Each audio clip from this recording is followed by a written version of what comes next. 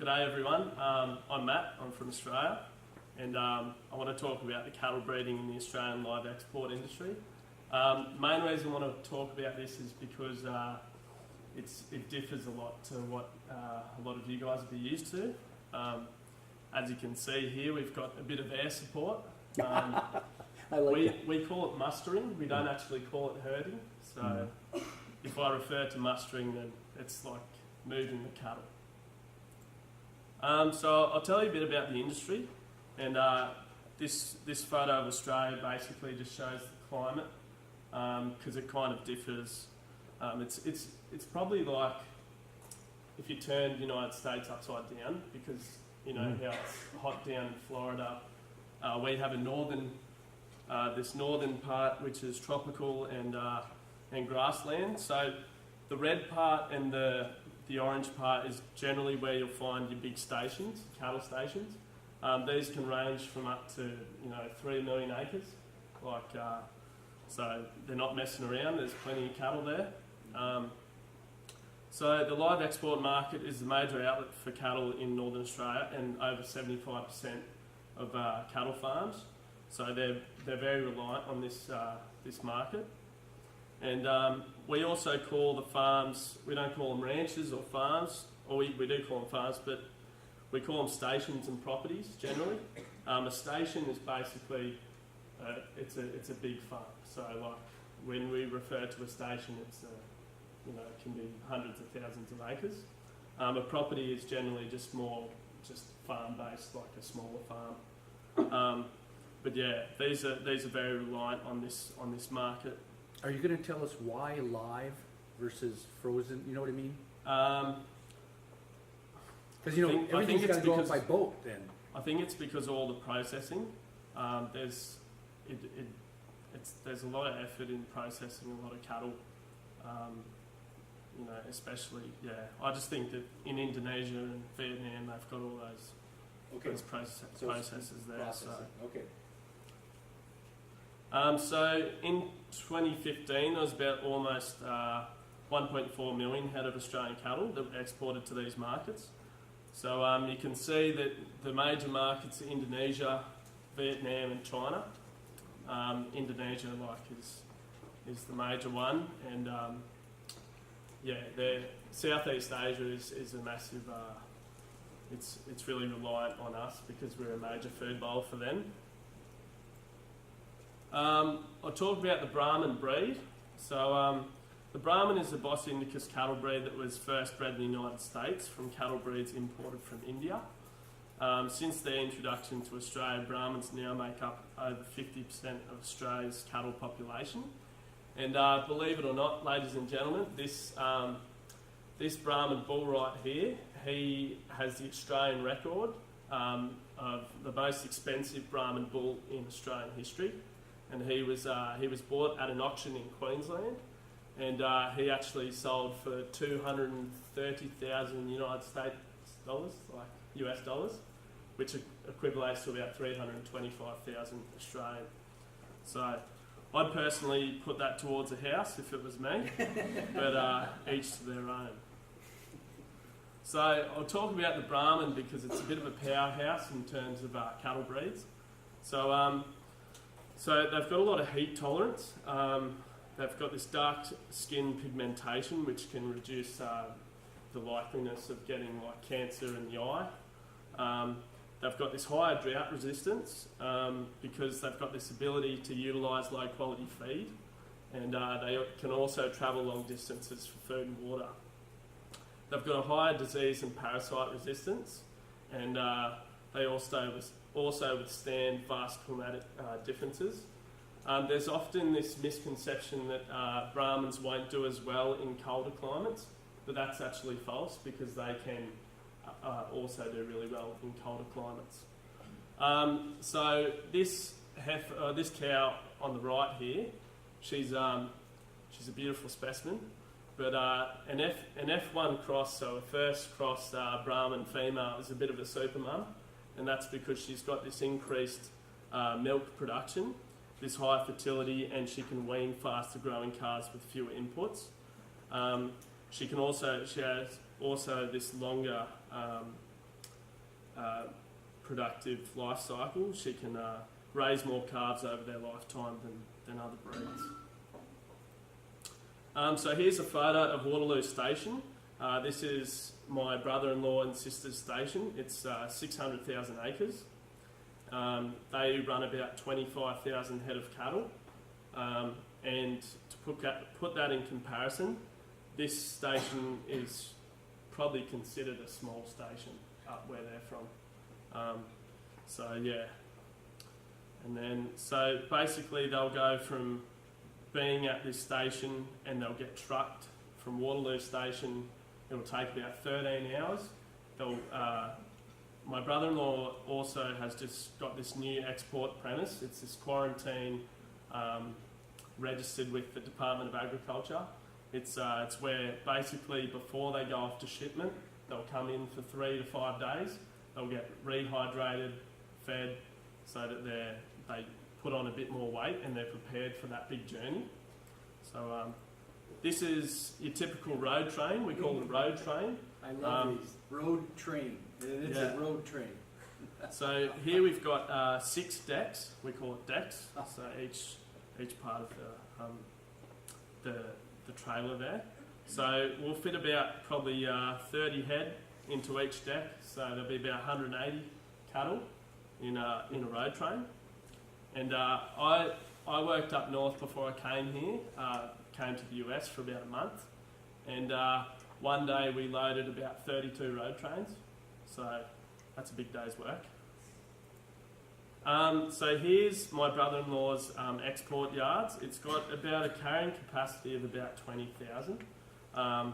This is basically where they come. It's about an hour from the port of Darwin. So they come here, they get put on this feed to rehydrate, and then all the protocols are done so that they're ready to be put on the ship. So this is the port of Darwin. So they'll come from this export yard and they'll come to the port of Darwin, be placed on this big ship, and then depending where they're going, like Indonesia, it's about 4 days trip, and for Vietnam it's about 8 to 10 days depending on the sea conditions. So here's a bit about the life cycle. So all the branding, weaning and growing is happening on the station, and then the exporter generally will select what cattle need to be sold to which market. The cattle are dipped, or whether they're tick-free, and then they're trucked from the station at a later date. They're trucked via the weighbridge to an export yard like Kamali, that one I was just talking about. Then they're loaded onto the ship. The cattle arrive at the foreign destination, so Indonesia or Vietnam, and they can be either, generally they could be fed for 9 to 100 days, and then they're slaughtered, and then the beef is sold. Now, what age are they when they get on the ship? Well, it depends. It's probably around 12 to 24 months, okay, but it's really depending on the weight. So it's just a matter of which ones are eating more, developing quicker. Yeah. So a bit about the reproduction. So we've got the bulls in there for 12 months of the year, having a good time. And the herd is run at about 3.5 to 4%. There's normally about a 75% weaning rate, which is pretty good. And then a calving interval of about 14 months. And then that's a bit about your age. So they're weaned at about 6 months, and they're exported, 1 to 2 years of age. So you're saying 4 bulls per 100 cows? Yeah. Right? And that's usually the recommendation, 1 bull per 25 cows. Yeah. So. A bit about the health management. So as calves, they're given an Ultravac 7-in-1 injection to prevent leptospirosis and major clostridial diseases in cattle. So the first dose is given about 6 weeks of age, and the second dose at 12 weeks. And then they have an annual booster injection after this. So at weaning, they're also given an Ultravac botulinum vaccine, which is to prevent botulinism in cattle, which is like a bacterial disease. And this occurs annually after weaning. And also every year, cattle are given an ivermectin pour-on drench for broad-spectrum control against internal and external parasites, including roundworms and small brown stomach worms, sucking and biting lice, mites and cattle ticks. So it's pretty easy. Basically, the cattle will be running off the truck through a race, and you'll be sitting there just backlining them with this drench. I've been fortunate enough to backline a few thousand just for my brother-in-law when he's busy, so that's good. It's a pretty easy, tedious job, but no, it's good. I was fortunate enough to do 400 head of buffalo as well, because we also export buffalo. So yeah, you don't get in the yards with buffalo because they're crazy, but that was an experience. Feeding and hydration. So on the station, it's generally just grazing. It's just grazing land. But when it's drier, we use sometimes farm licks. So that's like urea and whatnot. And then at the export holding depot, this is pretty important because cattle are fed irrigated rhodes grass hay. They're also fed grower booster pellets that are 14% protein, 11.5% energy, and have a base of lucerne hay, barley, pats and trace elements. The shipper pellet, which is basically just maintenance for the ship, it's a bit lower in protein. It's 11% and 9.5% energy. This is generally fed a week before they get on the ship. How about when they're on the ship? Are they? Yeah, they'll be fed this. Yeah. Okay, that one. Okay. So there's really strict standards for the Australian live export industry. Current standards in general they do vary, but in general they include emaciated or over fat animals. They're not permitted for export. And then there's also these other characteristics like blindness, nasal discharge, parasites, lactating animals, diarrhea, bloat, discharging wounds, abscesses, untipped sharp horns. So yeah, they're really strict on that. So just for a bit of a rundown, from Waterloo Station to Indonesia includes about that 13 hours via trucking, and that's to the export yard. And then there's that 1 hour between the export yard to Darwin. And then there's the 4 day, like I was saying before, the 4 days boat trip to Indonesia and 8 to 10 days to Vietnam, depending on the sea. So that's it for me today. I just want to show you a quick video, and it's basically just. I think it's on the Explorer one there. Explorer. This one right here. I think. Nope. Maybe it's on No, this one. maybe there it is. There it is. Sorry. So this is mustering in Australia, and it's pushing the cattle into the yards. That's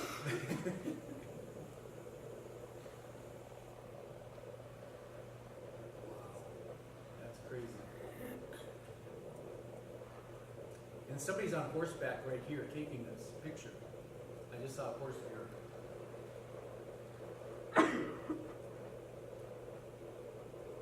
Yeah, there's an entire ground crew as well as the aerial support. So you'll have horseback, you'll have people on motorbikes, quads, buggies, utes. A ute is like a truck, a small truck.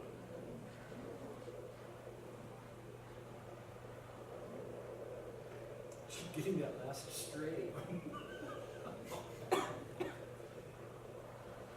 This is in my home state of Queensland.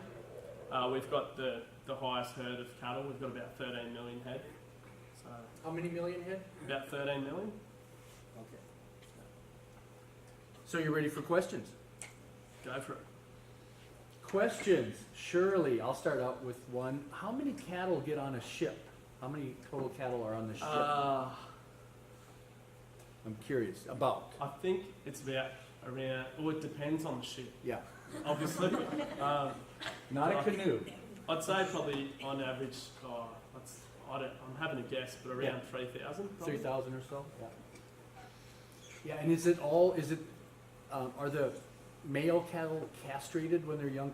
Here we have a lot of steers. So is it steers and heifers on the boat, or is it bull? I mean, if they don't castrate them, they'd be bulls and heifers. What's the? Yeah, I think they just segregate them. So it could be either bulls or, I think for the market of Indonesia, it's just steers. And Okay, heifers. yeah, okay, yeah, very interesting. The mustering, because the picture of the other student a couple of years ago showed this helicopter just like that, like maybe about the bottom of the helicopter was that ceiling, and then here's somebody on a horse right here, and the helicopter was like right over the horse, and the horse didn't get spooked or anything. It's so used to that, and they were mustering. Yeah, I mean everything's a big scale. It's still interesting that things are shipped live, because that's kind of dangerous, because sometimes they don't make it. Yeah, Do you have any stories about that? There is a lot of stories about that. So in 2011, we had a live export ban, and that was that basically surfaced from animal cruelty, or not really animal cruelty, but animal welfare videos that surfaced through people filming, and that had a lot to do with Indonesia. This live export ban, all the footage got out, and so they banned live export for a month, which has huge detrimental effects on families and also just like huge economic losses. Like without the export, because I was saying before, 75% of all those cattle farms are reliant. So for that to finish, even just for a month, just stops the nation almost. Mm-hmm. So did they fix things? yeah, there's definitely a lot more procedures and whatnot, and it's definitely one of those things like it was a knee-jerk reaction to stop live export. They should be focusing on who is doing the bad thing and focusing on fixing that animal welfare. But they made a blanket ban. Yeah. So it was a knee-jerk reaction. Shouldn't have happened, but it's happened now, and hopefully it won't happen ever again.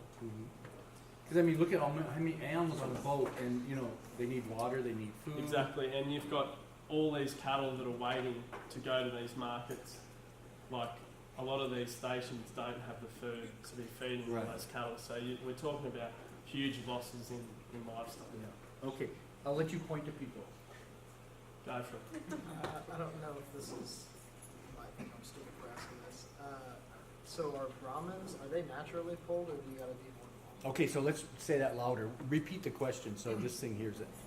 So he's asking if they're naturally polled or we have to poll them. So I think there are Brahmins that are polled and there's Brahmins that aren't.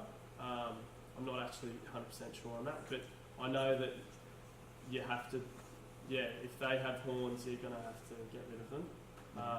But I think they are naturally. I don't know. That's a good question. Anybody in the audience know? Are Brahmas naturally polled? Yeah, some of the strains are. So okay, so it's kind of like Herefords. There's a line of polled Herefords, and then there's horned Herefords. So maybe it's like that. Yeah, it's like that. So, okay. Yeah, when we were drafting and putting them into specific pens before they went off to the ship, we had to get all the ones that had horns and put them in a specific. Yeah. Because if you ever deal with cattle, if you have somebody with horns, even if it's a cow, they know how to use them. They do, and especially Brahmins who haven't had much contact by humans. They're Like very you have to be dangerous. really cautious when you're in with Brahmins. Yeah, because I had a student worker one time, and we had a horned heifer. I didn't think anything of it, and I took her to the emergency room. She got it. Yeah. The heifer just moved her head. She just knew how to get the person. Yeah. Just, So there's that horn, I'm going to use it. Yeah, my last couple of days that I worked before I came to United States, so one girl got sent to hospital because she was getting smashed up against a fence by a big bull, and they reckon they think that if that bull had horns, she probably would have killed her. And then the next day, another lady, she also got hit by 2 bulls as well. She had to go to the doctors as well. You just got to be very cautious. Never have your back against it. And you got to make sure that fence is like in running distance. Right, exactly. Yeah, bulls and then cows with calves are another dangerous. Yeah, very Mhm. dangerous. They are very dangerous because they're very protected mothers. Mhm. Yeah. Other questions, comments? Let's give our 2 speakers today a round of applause. If you